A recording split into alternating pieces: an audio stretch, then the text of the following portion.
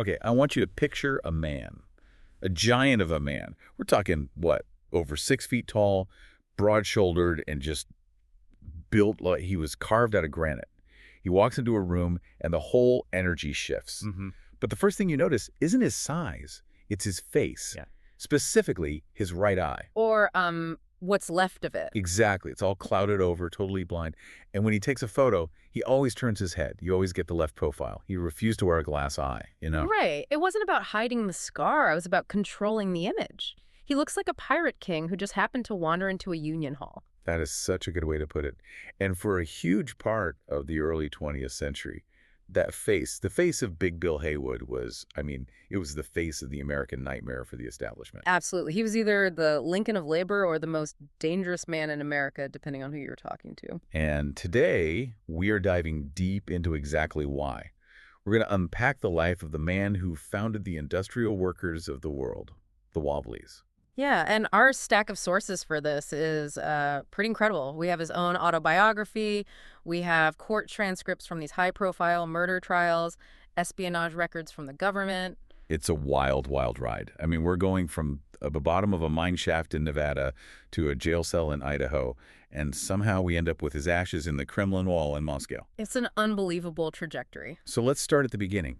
How does a kid from Salt Lake City even become a revolutionary? Well, you know, usually when we talk about these historical figures, we talk about their formal education. But for Bill Haywood, his education was pain. The whole school of hard knocks thing is such a cliche, but for him, it was completely literal. He was born in 1869. His dad dies when he's just 3 years old, and then comes the accident with his eye. Right. He was 9, just a kid, whittling with a knife, and it slipped. Ugh. It punctured his right eye, and that was it. Blinded for the rest of his life. But what happens next is what really just blew my mind in the research. He's a kid, he has this severe injury, and his family sends him off to work.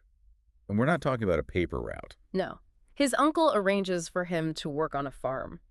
But the sources are really clear on this. It was not a job. He was bound out. It was, for all intents and purposes, indentured servitude. Indentured servitude in America in the 1870s. It was archaic even then. He was trapped. He hated it.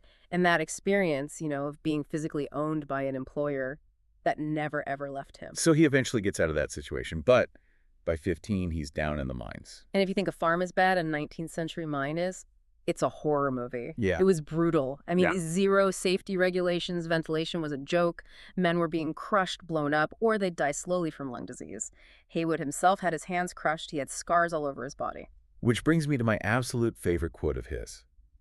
Later in life, people would try to debate him on, like, political theory. They'd ask if he was a Marxist, if he'd read all the academic texts. And Haywood would just hold up his scarred hands and point to his blind eye and say, "I've never read Marx's Capital, but I have the marks of capital all over me." It's just such a mic drop moment, isn't it? It is, but it's also the key to understanding him. He wasn't a philosopher. He was a witness. His radicalization came from the gut, not from some book. And he's looking at the labor movement at the time, and he's thinking, we are doing this all wrong. Okay, let's get into that. The aha moment. Yeah. Because this is really the intellectual core of the whole story. At the time, the big player is the AFL, the American Federation of Labor. Right. And the AFL was built on something called craft unionism. Craft unionism. Okay, break that down for us. It means you organize by skill. So on a railroad, you'd have one union just for the engineers, a totally separate union for the firemen, another one for the brakemen. So they're all chopped up into these little silos. Exactly. And they all have different contracts, different leaders, different goals. And Haywood saw this as a fatal flaw. He called it being scabby at both ends. Which is a pretty disgusting phrase, by the way. It's so visceral. But here's what he meant. He saw this happen during the Cripple Creek strike. You had miners on strike, right? Fighting for their lives. But then a train comes in to haul away the ore. The ore that was dug by strikebreakers. Yes, scab ore. And who's driving the train? Union men, members of the Brotherhood of Locomotive Firemen. Wait, so union members were actively helping to break another union strike? Because their specific union had a contract to haul the freight, they basically said, look, sorry, we support you in spirit, but our contract says we have to drive this train. Wow. Haywood looked at that and just said, the owners are playing chess and we are playing checkers. Because the owners are united and the workers are divided against themselves by their own job titles. Precisely. So Haywood proposes this radical shift. Industrial unionism. One big union. One big union. It doesn't matter if you're a skilled engineer or the guy who sweeps the floor. If you work in the railroad industry, you are in the same union. If the miners strike, the train stops. Period.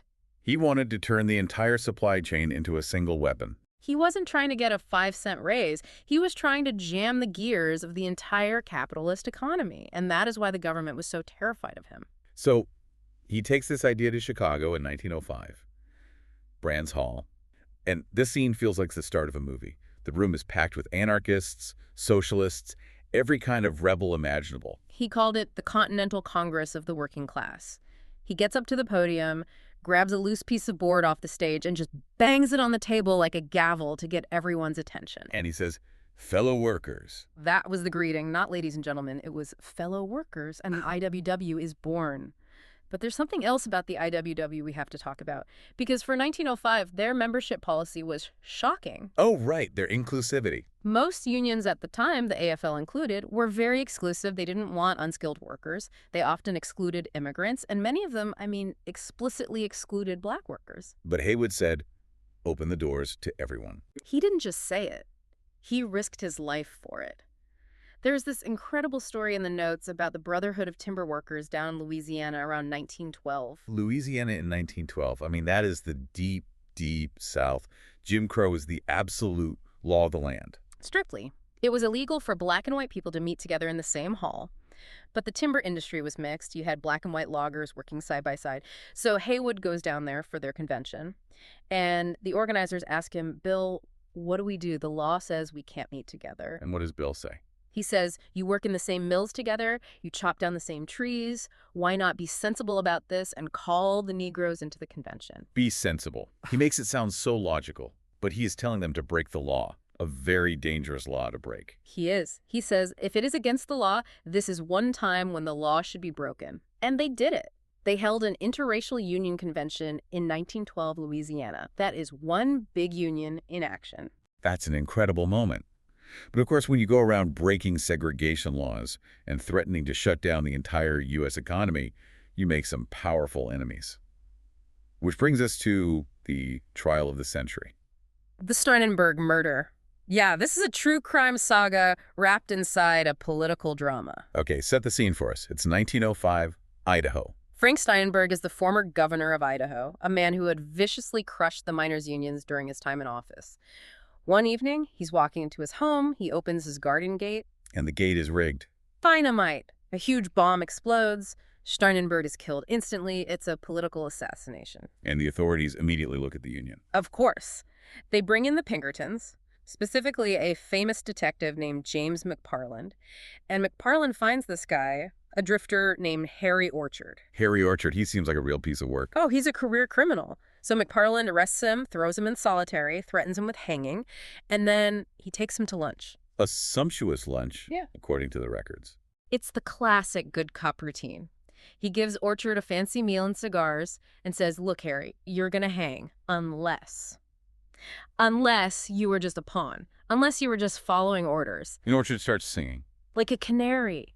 He confesses to the bombing, but then he just keeps going. He confesses to 17 other murders, and he claims the whole thing was ordered by the inner circle of the Western Federation of Miners, Charles Moyer, George Pettibone, and Bill Haywood. But there's a problem, right? Haywood isn't even in Idaho. He's in Denver, Colorado. Correct, and this is where things get legally, let's call it creative. You mean illegal? Well, effectively, yeah.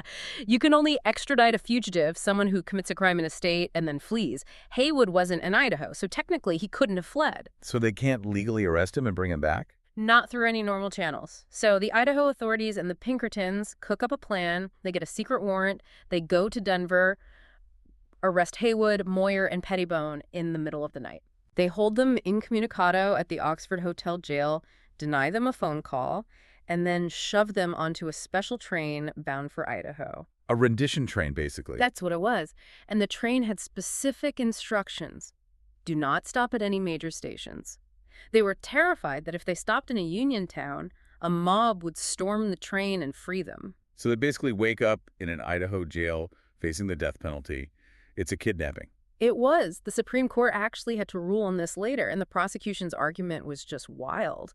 They argued that because the conspiracy allegedly touched Idaho, the men were constructively present at the crime scene. Constructively present. That is some top-tier legal gymnastics. It's absurd, but it worked.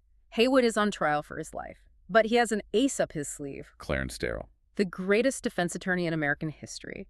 And Darrow looks at the prosecution's case and he sees the one single weak link. Harry Orchard. The man who confessed to 18 murders. Exactly. The entire case rested on the jury believing this one guy. So Darrow doesn't just cross-examine him. He dissects him piece by piece on the stand for days. What does he do? He gets Orchard to admit he was paid by the Pinkertons.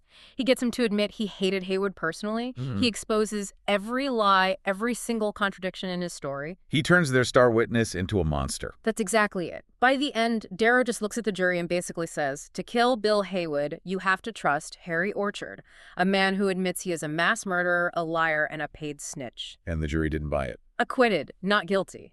Haywood walks out of that courtroom a free man and a national celebrity. He is now officially the Lincoln of labor. But he doesn't retire. He doesn't go on a speaking tour and settle down. He goes right back into the fight. Which brings us to 1912, Lawrence, Massachusetts, the Bread and Roses strike. This is arguably the IWW's greatest victory. You have 20,000 textile workers, mostly immigrant women and children, striking against wage cuts. The city is under martial law. The police are beating people in the streets. And Haywood shows up to take command. But he realizes they're losing the PR war. They're being painted as violent anarchists.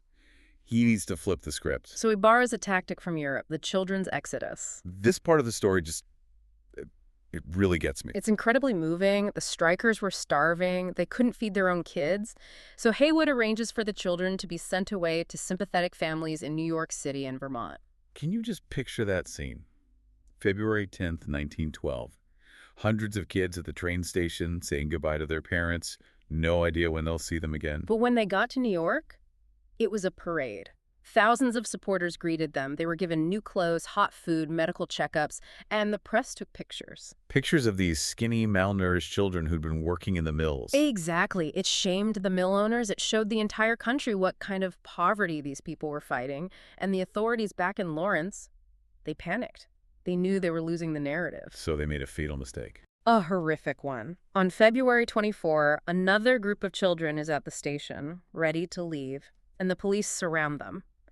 And they attack. They attacked the children. They clubbed the mothers. They dragged children by their hair and threw them into military trucks to stop them from getting on the train. That is just evil. It was PR suicide. The next day, headlines across the country are screaming about police brutality against women and children.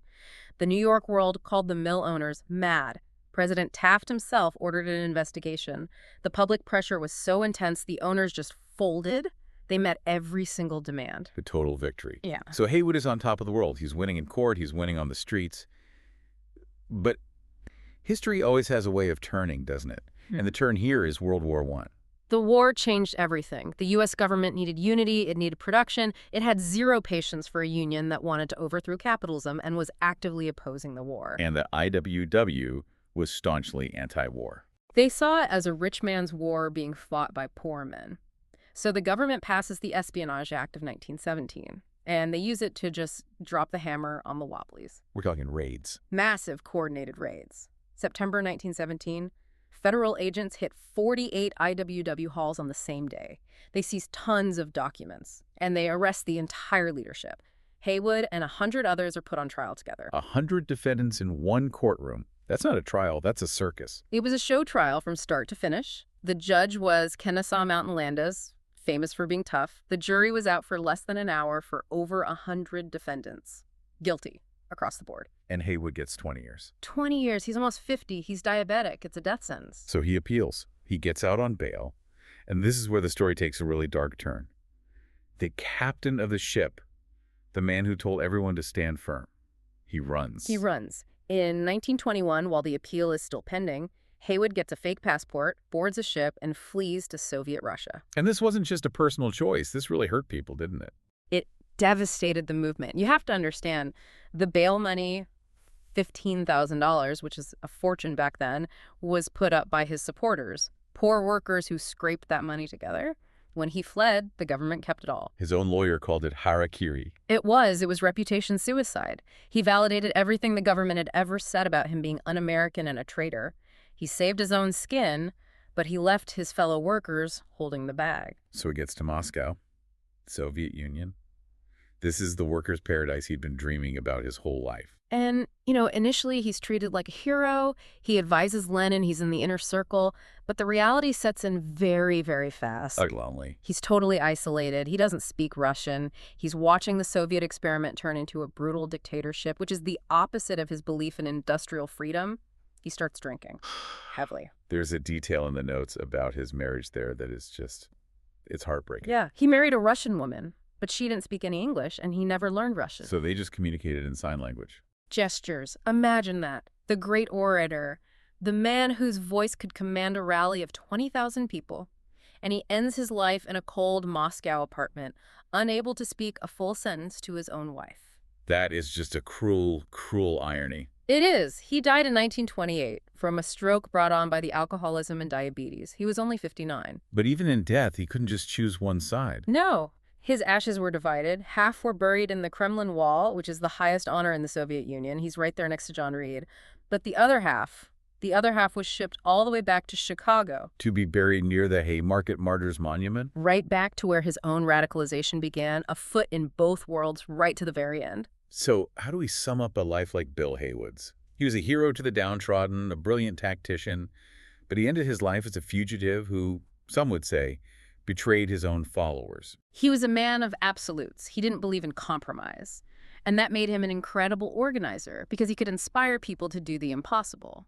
But it also made him a tragic figure because he couldn't navigate the gray areas of politics or, just survival. I just keep coming back to that core idea of one big union. The idea that because we're all connected in the economy, we should be connected in our resistance. An injury to one is an injury to all. Exactly. And here's the thought I want to leave everyone with. Today we live in the era of the gig economy. You have Uber drivers, freelance coders, Amazon warehouse workers, all isolated, all on different contracts, often working completely alone. It's the ultimate fractured workforce. Right. So in a world that is more scabby at both ends than ever before, is Haywood's dream of one big union just a relic of the past? Or is it actually the only idea that could possibly work in today's globalized economy? That is the question, isn't it? Could you even organize a one big union for the internet age? Something to think about. Thanks for diving deep with us. We'll see you next time.